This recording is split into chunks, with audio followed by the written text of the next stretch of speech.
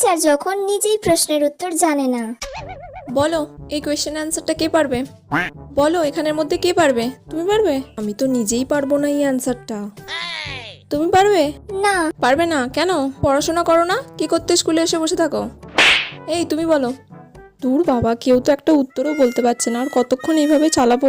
বেলটাও পড়ছে না যে ক্লাস থেকে বেরিয়ে যাব, ভালো লাগে না। বলো। এই তোমরা সবাই প্রাইভেট কার কাছে পড়তে যাও? ম্যাম আপনার কাছেই। ঠিক আছে, তুমি বাদ দিয়েও তো এতগুলো স্টুডেন্ট আছো, তার মধ্যে কেউ বলতে পারছো না? ম্যাম আপনিই বলে দিন। আমি কেন বলবো? আমি বললে তো তোমরা সবাই এমনিই জেনে যাবে। তাহলে তোমরা কি করো বাড়িতে? উফ, কি জ্বালায় পড়লাম রে বাবা, কেউ তো একটা বল। সব গাধা, আমিও গাধা, তার সাথে তোরাও গাধা। বলো। নিজে তো জানি না, যা বললো তাতেই হ্যাঁ বলে দিই। শুনলে কি বললো? তুমি কেন পারলে না? শুনে নাও ভালো করে, কালকে যেন কোয়েশ্চেনটা ধরলে তুমি পারো, ঠিক আছে?